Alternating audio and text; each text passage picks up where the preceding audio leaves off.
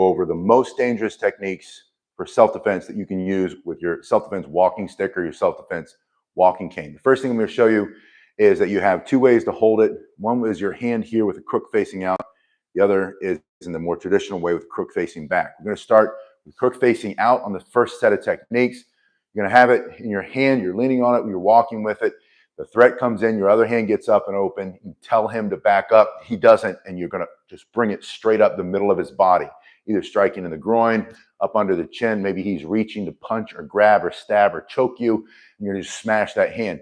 Once you've done that, you're going to throw in the most dangerous self-defense technique, which is bringing it down over the top of his head, cracking the top of his skull for self-defense.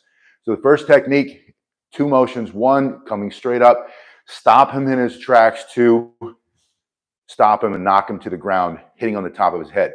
So you're going to practice this over and over. Bring it up, bring it down, bring it up, bring it down. Each time you do it, you go just a little bit faster so that when you practice, you know what it feels like to go fast, to hit hard, and then when you need to use it to defend yourself, you'll be able to perform the most dangerous self-defense techniques with your self-defense walking cane. Put it in your other hand and practice that one in the same way. You should be able to do these techniques ambidextrously or on both sides evenly. 1, 2, starting to come a little bit faster, a little bit faster.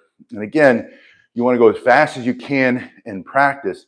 You don't necessarily have to hit anything. If you had a punching bag or a stack of tires or something that you could hit to practice contact, that'll help. But you can also build a lot of speed and power doing these most dangerous self-defense techniques with your self-defense walking cane, just strike in the air. Now, from this position, the second thing I'm going to have you do is just bring it up and across, striking anything that you can remove or destroy on his body. His ability to see, breathe, stand upright. Maybe you hit him in the neck. Maybe you hit him across the side of his head into his jawline. Maybe it's that shoulder or elbow or upper arm.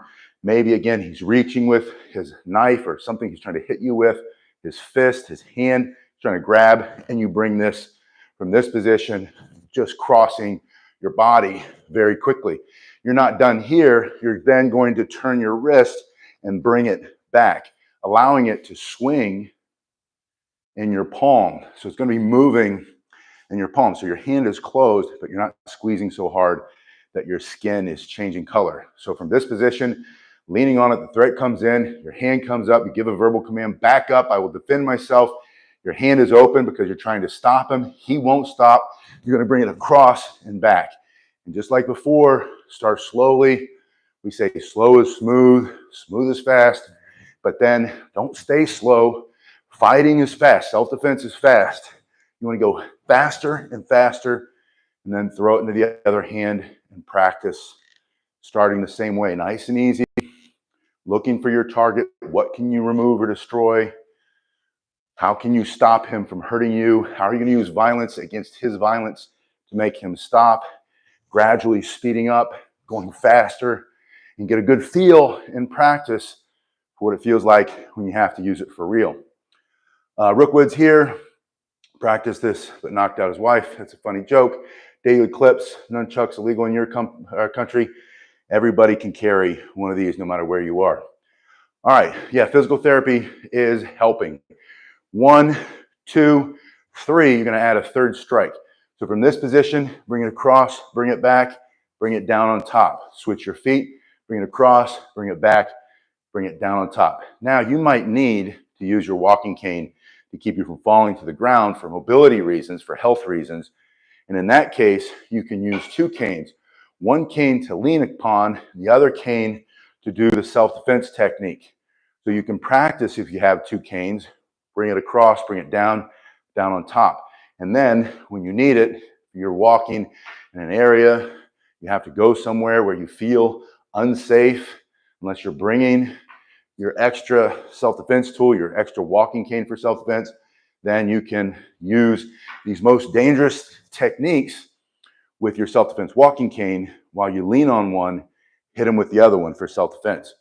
Now, the third thing from this position, from the crook facing out, is sliding it up and getting it into this position. putting the head of your cane between you and the threat. So from this position, your hands will automatically come up. Make yourself a smaller target, either by stepping back, or if you need to close the distance, stepping in a little bit. If he's got a knife or something like that, don't close the distance, back up. You're going to do one of two things. Either you're going to be right on top of him, or you're going to be far enough that you can't get hurt. If you can't be far enough that you can't get hurt, get in there and smash with that first strike. Using the cane here, you pop it up, step in, and then smash him using this hard piece of oak, or maybe you get one made in hickory. Now, this is a self-defense cane made by Cane Masters, which is one of the best cane self-defense companies that you can buy from. And I put the link below if you want to see what these cost. This is maybe the least expensive that you can get. This is the Dojo training cane. It's my favorite cane to use, especially for training, but I also just like the way it looks. It's very traditional. This is a more expensive, but with a lot more cool features. You can see here this teardrop shape on the end, that they shave away that material so that when you hit and you strike with that, almost like a dull sword blade, you're going to compress that flesh faster. You're going to shatter his bone for self-defense. So there are a lot of nice features on this one that this one doesn't have, but both are very effective for self-defense. They're Cane Masters. If you want to see more about Cane Masters, go to their website. The link is in the description. All right. So from this position, pop it up. Your other hand always comes up in this protective position. You can drive that elbow in, striking. You can drive the elbow across his face if you have to. You can bring it up under his chin, bring the other side back, grab it, and then thrusting in through the middle of his face is one of the most dangerous self-defense techniques you can do, because if you crush his windpipe, he's going to expire and pass away. He's going to die. You're going to unalive him, as they say these days, for whatever reason.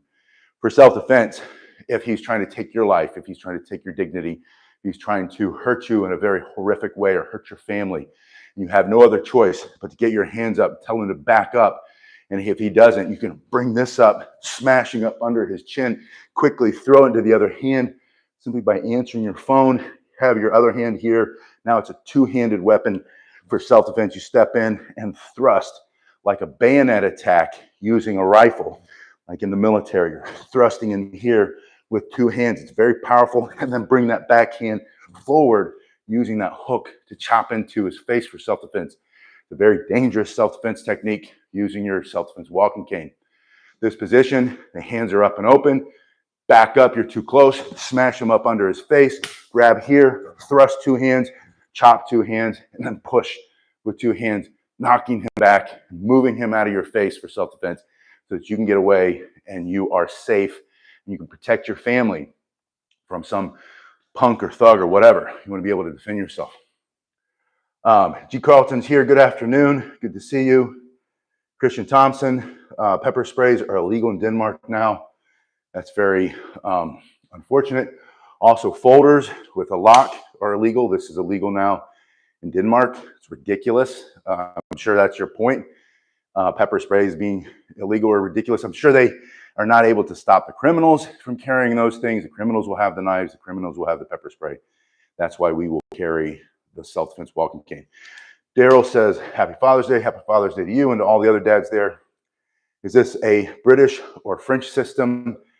This is an amalgamation. This is a confluence.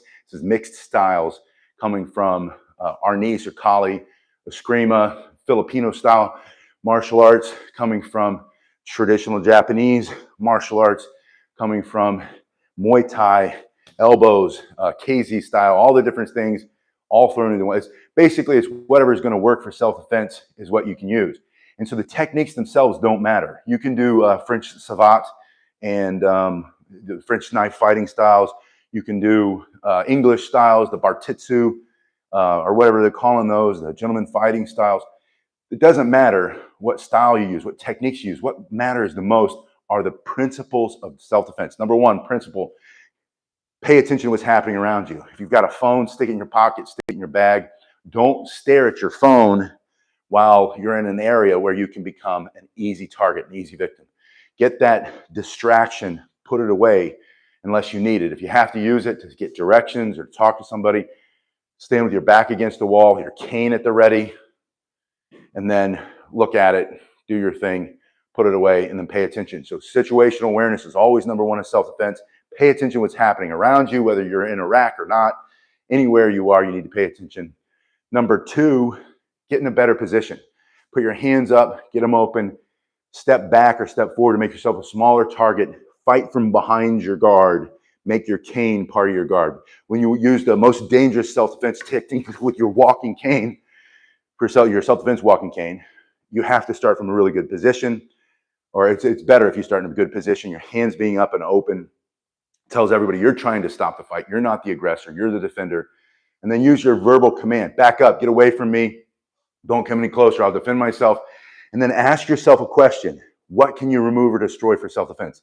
His ability to see, breathe temporarily, smash that nose, blood snot's coming out, he's choking on it, in through the throat. That's permanent. That's permanent self-defense.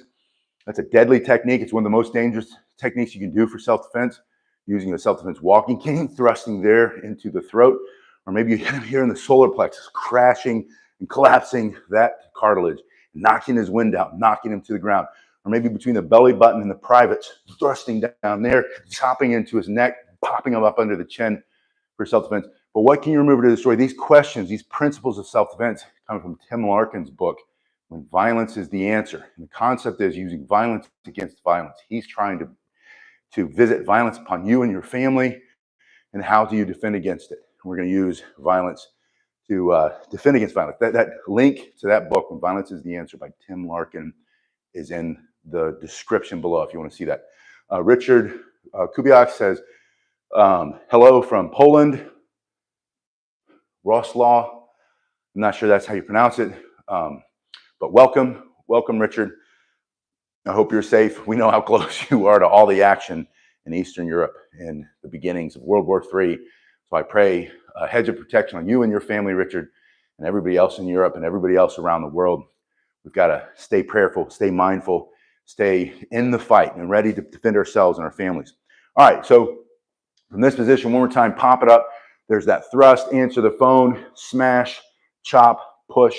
You can also start with this smashing up under his chin, or maybe he's reaching in, he's trying to punch you. You can intercept, break that arm, and then immediately get in there and then do the rest that you need to do for self-defense.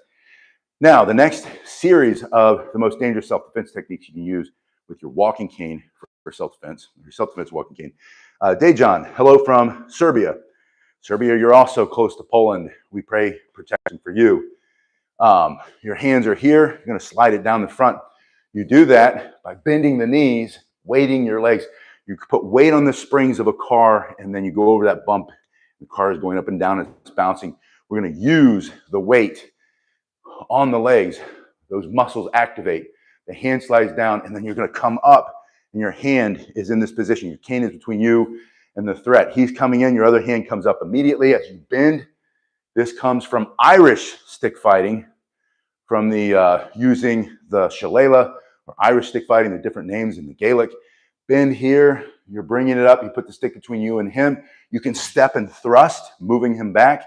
You can bring it into your shoulder and come through with a simple strike here, two hands, smash him back here, box his ears, bend the knee. There's another rifle style attack, like we've got the bayonet in the end, bend the knees, step in and thrust, and then bring this hook up. See that beveled edge? This is a unique feature that you find on the Cane Master self-defense canes. You'll find that in the link below. If you're looking for Cane Masters, go to their website through the link below in the description. See what they have to offer. It's one of the best self-defense canes you can get. They're nearly unbreakable. Sandro says hello from Georgia. I don't know if you're saying Georgia in the United States. The name Sandro, by the last name, I would assume maybe you're saying hello from the old Soviet Union country, Soviet Georgia, or Eastern Europe. We've got a lot of Eastern Europeans here today. Chao Wei Huo, hello from China. Love your videos. Thank you for being here from China. It's great to see you. It's great to meet everybody in the chat today. We're very international this morning. Can you do any bow staff spins with your cane? You can. You can do all of the bow staff spins. Bring it through your hand. You can do all this fancy stuff. The nice thing about doing it with this cane is that Because it's short, you're not going to hit the ceiling. It's more fun to do it with your bow, your 6-foot staff. I've got the Joe there in the corner. I'll use the Joe in here to do a lot of those spins. And then I've got like 7, 8, 9, probably more than that, different styles of bow that I haven't brought out of storage yet. I was just thinking this weekend, I got to get the bows out. We got to do some bow videos, some bow training. How can I get Bruce speed? Is it possible to get Bruce Lee speed? Absolutely. Richard says, Happy Father's Day. Happy Father's Day, everybody. Do they make taller canes? Yeah, you can get a cane, a shepherd's cane. And the shepherds, you can get, Cane Masters will make you a cane of any length, by the way. They'll go up to 6 feet if you want a 6 feet cane. And they do sell a shepherd length cane, which would be about this tall. If it were on the ground, it would be about this tall. This one is 36 inches. I have a cane here. If you're a taller person, this is a much taller cane. This is about a 39-inch cane. And you can see it's taller than this one. So it's 3 inches taller. But you can have them made in any length. If you go down to that first description. Red Dog says, Happy Father's Day. Thank you, Red Dog. Happy Father's Day to you and to everybody else there. Helena T, hi. It's good to see you. I wanted to talk to you about increasing speed. And then we'll go back to some of these basic strikes, some of the most dangerous strikes that you can do with your supplement's walking cane. But I wanted to give you that idea from here. You bend the knees, you bring this up, the hands open. You have that thrust coming off your shoulder. 1, 2, get your other hand on it, smash, box his ears, bend the knees, and lift them up off the ground. Practice that over and over. Yeah, speed is all about being smooth. Smooth is fast, fast is smooth. Yeah, slow is smooth, smooth is fast. Go through the motion, take your time. Alita, good afternoon, good to see you. Lightning Bug says, Happy Father's Day. Happy Father's Day to everybody. Happy Father's Day, Lightning Bug, if that's appropriate. I like to throw this resistance band on the end of your cane, and then you're going to put the cane in front of your chest. Now, this is to this question, how do you get more speed? How do you get stronger in your strikes for self-defense using your walking cane? How do you become more powerful? Chuck Allen says, do you prefer 1-inch or 7/8 canes? My favorite canes are the Cane Master Hickory in 7/8 inch. So it's a little bit smaller diameter. It almost reminds me of fighting with a collie or a salad or a screamer stick. And they're extremely strong. And if you can get Hickory, Hickory is usually a couple bucks more, go for Hickory. Hickory is going to be more indestructible than the oak. It's going to be a little bit denser wood. It feels a lot better in my hands. I think you might like it too. Yeah, Red Dog says, self-defense instruction is the best Father's Day gift. Thank you. Yeah, Christian says, I fear not the man who has practiced 1,000 or 10,000 kicks once. Yeah, 10,000 different kicks one time, right? The person who does one kick 10,000 or 100,000 times, it's also always attributed to Bruce Lee. And that means master the basics. Master the basics. Do the basics over and over and over again. You'll get so good that you'll be able to defend yourself. Muscle memory, which I think I've heard, different people. Some scientists say muscle memory is not a thing. Others say it is. I don't know what it is, but I know that once you learn it, it doesn't go away. And I know that the more you do it, the better proprioception you get, spatial awareness, timing and distance. You get better and better and better. And whether it's muscle memory or some other aspect of the mind-body connection, you get really good at hitting hard and defending yourself. Do I believe in God? Yes, I do. I believe there is one God. Jesus died on the cross. Amen. I started the day. It was important for me as a father to bring my children and my family to church so they can see that example and to have fellowship with others, other believers. Richard asked about the 1-inch punch. The 1-inch punch, if you look at most people who demonstrate it, it's almost hard unless you slow down the camera. But what you'll see is that they often pull back before they go in. It's hard to actually do that 1-inch punch. But it's about using your breath and that quick, fast, explosive punch. I think a better explanation or better way to think about it is like when Mike Tyson knocked most of the people out, he knocked them out when he was here, not when he was fully extended. And so, he would connect to their jaw and he was in the middle of this punch. And the 1-inch punch is very similar. Some people will teach the ki or chi, depending on the pronunciation, or ki, coming from the center, the tanjun of your body, and all that energy flowing through. But it really is a mechanical thing. It's getting all of the chain of your body from the bottom of your feet through your lower leg, your knee, your upper leg, getting it all together and then being able to deliver it with that massive explosive power. But speaking of explosive power, this one, yeah, Ollie says the band is a cool addition. This one, and we'll talk about AF22 says what happens if they grab your can. I'll show you here in a second. From here, yeah, 1-inch punch requires legs and hips. Amen to that. You put this band on, and the great thing about using a band instead of like free weights or even just push-ups is that as you go out further, you have more resistance. You bring it in, you have less resistance. So you're constantly increasing the resistance as you go forward, and you're getting more dense muscle fiber, more explosive muscle, fast twitch muscles are being activated.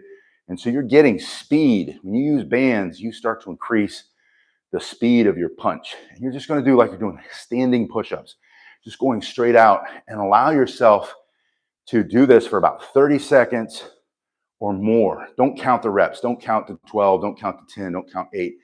Just count about 30 seconds. And if you're going to buy a band, if you don't have any, get the thinnest one first if you are just starting out. Don't go with a super thick band or you're not going to be able to move it. These offer a ton of resistance. I think this one is about 240 pounds of resistance. And it might be less now because I've worn it out a little bit. But these will last you 10,000 or even more repetitions before they break. And when they do break, they don't explode and pop you like you think you might. It's not like a rubber band, releasing it and hitting yourself. It just kind of disappears. I've never been injured by any of these, and I've had them break over the years many times. But it takes forever to wear them out, and they're super inexpensive. I put the link in the description if you want to see what they generally cost. And then a tip, if you're looking to buy these and you live anywhere in the West where they have discount stores where they, you know, like here in the States, they call it like Home Goods or TJ Maxx, Marshalls. Those are all the same store, basically same company. Then you can usually go in and find these near the checkout counter or between the men and the women's section where they have the wallets and the other gadgets and stuff. You usually can find some of these, and they're really inexpensive. Or you can go to like a big box store like a Walmart, one of those retailers will have it. Target has them, and they're really not that expensive. The other thing you can do is just push down and activate the lower part of that chest. Now you're doing all this not to build looking muscles. You're not going to go to the beach, take off your shirt and look great. Although you probably will if you do a lot of this. But I want knockout power. I want to hit somebody hard and fast. And as I get older, I want to retain as much speed and as much strength as I can to defend myself and my family. So I'm going to use these bands. And again, I'm going for time under tension. That means how long can I do this motion and build not just endurance in the muscle, but explosiveness. And you do it over and over and over again. After you do this for a while, rest. And then the third set, push up and away from your chest. And that's going to hit the upper part or the décolleté, the upper part of your chest. And again, it's going to make your muscle look better, but it's also, I'm going to rest my arms because I had a workout earlier and I did chest today. I did a lot of push-ups, and so it's burning. But the bands feel good, and I always use the bands in my workout. I like things like bands and kettlebells and battle ropes for increasing speed. If you want explosive knockout power, don't just go to the gym and do the machines. The machines at the gym or the free weights at the gym, those are good, but they're not as explosive. You guys have been awesome, and I'll see you guys in a little bit. Thank you.